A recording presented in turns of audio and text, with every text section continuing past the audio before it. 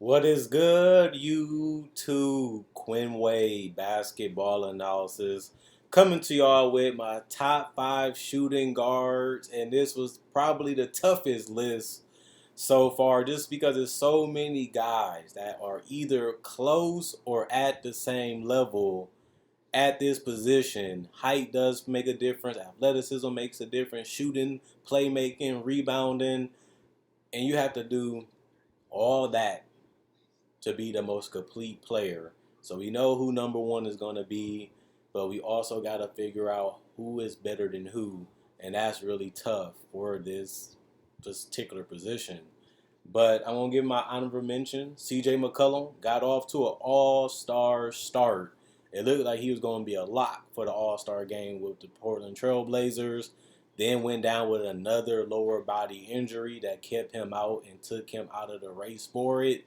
But still showed that he can score, he can really shoot the ball, can be a solid playmaker, and has been well received as an off-ball scorer too, shooting 40% from three, even if he can do it off the dribble. Devin Booker, and a lot of people will be surprised that he didn't make my top five, considering he was a huge reason why the Suns was able to pull off the upset to the Lakers outside of injuries, and was a big reason why they got to the finals, helping them go up 2-0 on the Clippers without Chris Paul, and had some pretty big games too against the Bucks. But Devin Booker ultimately falls short because of his inconsistency. Sometimes he looks amazing, sometimes he has bad shooting games where he can't make a shot, and then sometimes he just force or try too hard to make shots and they just don't fall. Plus, he's still well rounding out his game. 3-point shooting still needs a little bit of improvement. Defense was improved, but I also will have to say a lot of his other areas are improving too. So he definitely will be in his top five eventually. Just fall short. Zach LaVine, another guy that people was rah-rah about. I love Zach LaVine at UCLA. I loved him in the draft. I feel like he should have been higher. He's obviously proven that now, being an all-star with the Chicago Bulls. He definitely has a chance to go into this top five next season if he can win. You know, he's been able to put up numbers. He's been able to be clutch. He's been able to take over games and carry his team to W's. But the wins haven't been there enough. There was a couple games short from the play-in games, but injuries was a big part of that. And now they have a chance with a better roster, better teammates. He has no excuse, really, besides injuries again, not to make the playoffs or at least have a chance to with the new playing style. But I also will say his numbers might come down a little bit because he does have more talent and he might not have to do the same things he had to do the last couple years for Chicago this year. And that's something to keep an eye on too. Number five, Jaylen Brown. Now you'll be surprised that I picked Jaylen Brown out of all these all stars on this list. And Jaylen Brown is an all-star, so it's just proof that he deserves to be in this conversation. But when you look at the fact that he's a above average three-point shooter, he's actually good in the mid-range now, especially off the dribble. He's great in transition. He's probably the best defender out of all of them. Actually, he is the best defender out of all the guys I just mentioned. And the fact that you add in efficiency with scoring, with defense, and his ability to rebound is better. This guy has been slept on. He has continued to improve and grow each and every year in his career. The wrist injury hurted him, so he couldn't play in the playoffs. But I feel like he would be a reason why the series would have went longer against the Nets, or we might not even be playing the Nets if Jaylen Brown was healthy. And then we'd be thinking about him totally different if he has a breakout series or breakout games in the playoffs. But the injury hurted him, but his overall play was at an all-time high this year, and I think he does move into that fifth slot compared to the other guys that I left off. Number four, Donovan Mitchell. We all knew Donovan Mitchell can play. We all knew that he was good. We always knew he was one of the best guards in the league, and he's been an all-star the last 2 years because Utah has been in the playoffs every year since he's been there, even as a rookie. But not only that, he actually took a step, to another level in the playoffs. Again, he had a tremendous playoffs last year, and he had another 32 points. The only difference is they got out of the first round this year compared to last year. But even then, he was very, very hot and just scorching teams.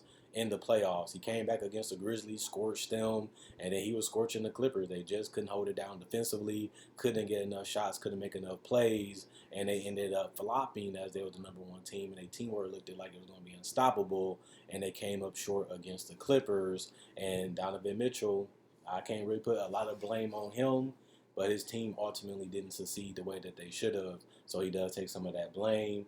Well-rounded in his game will help him too, as he's never been known as a great defender or playmaker or rebounder, but he showed improvements the last 2 years to be able to do that, especially with Mike Conley getting the hamstring injuries. He's forced to do a lot of it, but he still is a great teammate and still is virtually unstoppable at this point because the three-point shot is way more dangerous, especially because he got the degree of difficulty to go along with it, and he just on the right path to greatness, and that's why I have him fourth.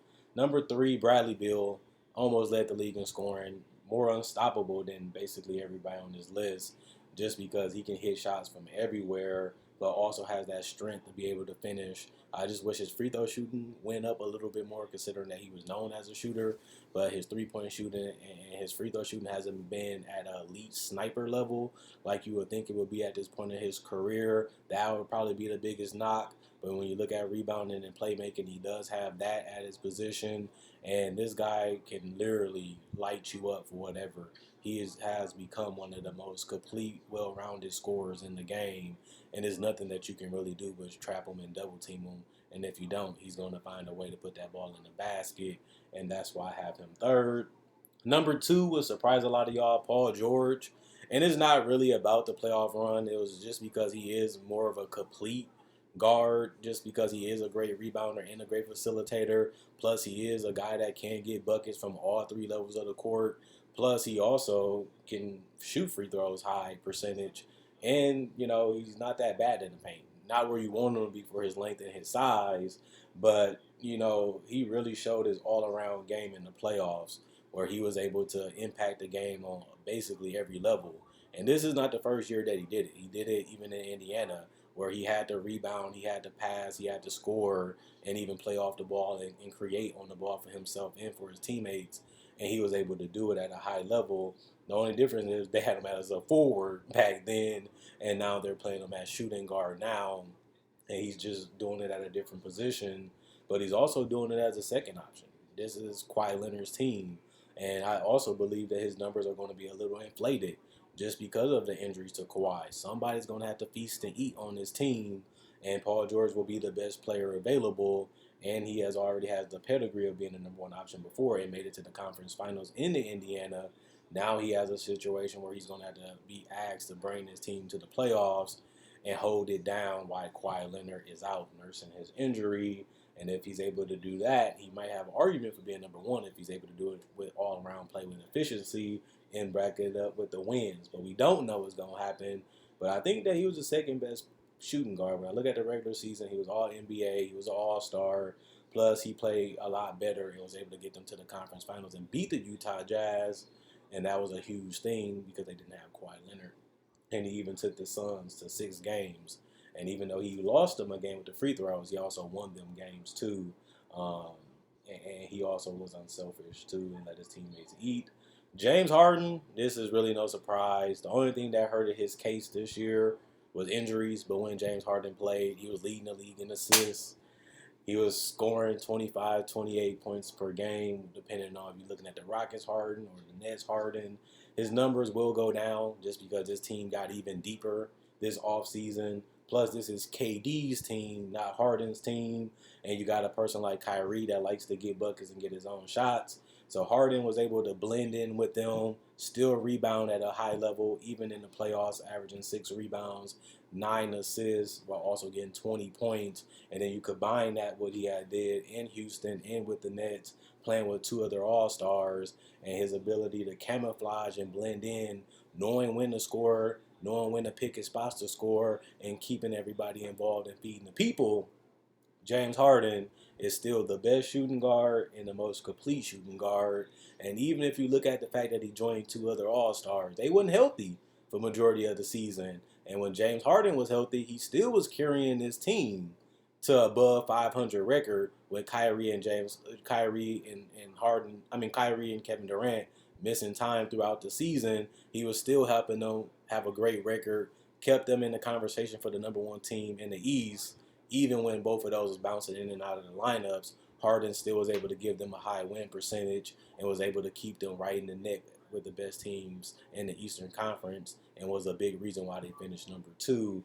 Even though he didn't play his complete season with the Nets, his impact was still felt. He still was helping them win, and even when he missed time, you seen how they struggled a little bit to figure things out, and ultimately he was one of the big reasons why they failed in the playoffs, because Kyrie goes down, Harden goes down, he comes back and has okay to bad games, but they needed him to be more than that if they wanted to beat the Bucks or even get to the conference finals and get to the finals, and he just wasn't able to do that. But when I look at the playoffs and I look at the regular season and what he has done, he still holds the spot as the number one shooting guard in the NBA, and I don't think that's going to change next year either, but we still have to see what happens and see it play out. But for me, James Harden is number one. Not really a surprise. Probably everybody has him number one. I would be surprised if you don't. But other than that, it was a tough one, hard. A lot of guys on the same level or close to the same level, and we just nitpicking to pit one of the other on top of each other, and that's part of the list. It's supposed to be fun, supposed to be a little controversial, supposed to bring debates and arguments to see who really got it right. That's why I want you to post yours in the comment section. I read every comment, by the way. So if you want to post it or you like or dislike something on my list, I overrated somebody, slept on somebody, let me know that in the comment section below. Other than that, Quinn Wade, that's what else is I'm gone, and I'll be back with another video on Sunday. Enjoy your weekend. I'm gone.